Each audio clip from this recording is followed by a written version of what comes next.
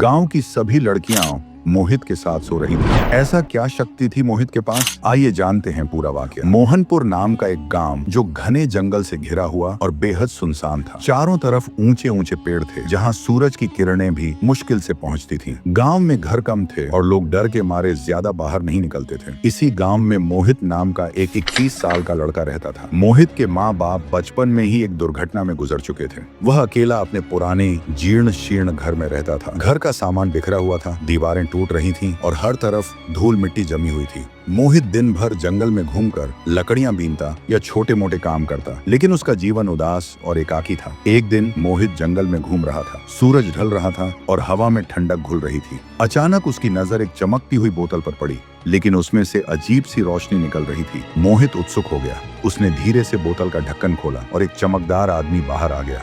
वह लंबा चौड़ा था और शरीर पर चमकदार कपड़े, आंखें लाल। मोहित डर से पीछे हट गया। उस आदमी ने गंभीर आवाज में कहा, डर मत, मैं एक जिन्न हूँ। मैं सदियों से इस बोतल में बंद था। आज तूने मुझे आजाद किया है। बोल, क्या ख्वाहिश है तेरी? मैं 3 ख्वाहिशें पूरी करूंगा। मोहित अभी भी सदमे में था, लेकिन उसने हिम्मत जुटाई। ठीक है, चल, पहले मेरे साथ घर चल, बाद में बताऊंगा, मोहित ने कहा। जिन्न ने सिर हिलाया और मोहित के साथ चल पड़ा। घर पहुंचते ही मोहित ने देखा कि सब कुछ वैसा ही बिखरा पड़ा था। जिन्न ने चारों तरफ नजर दौड़ाई और मुस्कुराया। ये घर तो बहुत गंदा है, जिन्न ने कहा। उसने अपनी उंगलियां चटकाई और पलक झपकते ही घर चमक उठा। दीवारें नई हो गईं, सामान व्यवस्थित, फर्श साफ और हर चीज चमचमाती हुई। मोहित की आंखें फैल गईं। वह खुशी से उछल पड़ा, लेकिन फिर उसके मन में एक गलत विचार आया। पड़ोस में एक आंटी रहती थी जो अकेली थी और मोहित उन्हें चुपके से देखा करता था। वह सुंदर और जवान थी, उम्र करीब 35 साल। मोहित ने जिन्न से कहा, मेरे पड़ोस की आंटी को मेरे घर ला दो। जिन्न ने थोड़ा हिचकिचाया, लेकिन बोला, जैसी तेरी मर्जी। उसने जादू किया और पल भर में आंटी मोहित के घर में खड़ी थी। आंटी घबराई हुई थी, लेकिन मोहित ने उन्हें देखकर खुशी से झूम उठा। वह उनके पास गया, उन्हें पकड़ा और जो मन चाहा सब किया।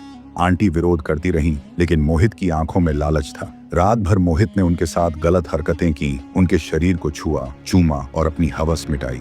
आंटी रोती रही, लेकिन मोहित नहीं रुका। सुबह होने पर आंटी थककर सो गईं। अगले दिन मोहित की हवस और बढ़ गई। उसने जिन्न से कहा, गांव की सारी जवान लड़कियों को मेरे घर ला दो। जिन्न ने फिर हिचकिचाया, लेकिन ख्वाहिश पूरी की। गांव में जितनी भी जवान लड़कियां थीं, 18 से 25 साल की, सुंदर और मासूम, सब मोहित के घर आ गईं। मोहित ने उन्हें देखा तो पागल हो गया। वह उनके साथ घिनौने काम करने लगा। एक एक करके या कभी सबके साथ वह उनकी इज्जत लूटता रहा। लड़कियां चीखती, रोती, लेकिन मोहित की आंखों में बस लालच था। वह उनके शरीर को सहलाता, कपड़े उतारता और अपनी हवस पूरी करता। घर में चीखें गूंज रही थीं, लेकिन जंगल का सुनसान गांव होने से कोई सुन नहीं रहा था। मोहित दिन रात इसी में डूबा रहा, जैसे कोई राक्षस बन गया हो। एक दिन जिन्न ने घर के अंदर झांक कर देखा। मोहित सब लड़कियों और आंटी के साथ मजे ले रहा था। नंगी लड़कियां बिस्तर पर पड़ी थीं। मोहित हंस रहा था। जिन्न को गुस्सा आ गया। उसकी आंखें लाल हो गईं। मोहित, रुक जा, जिन्न ने गरज कर कहा। तू जो कर रहा है ये गलत है। ये लड़कियां मासूम हैं। तू उनकी जिंदगी बर्बाद कर रहा है। अभी वक्त है, सुधर जा, नहीं तो मैं तुझे सजा दूंगा। तेरी ख्वाहिशें अच्छाई के लिए थीं, न कि बुराई के लिए। मोहित ने जिन्न की बात सुनी।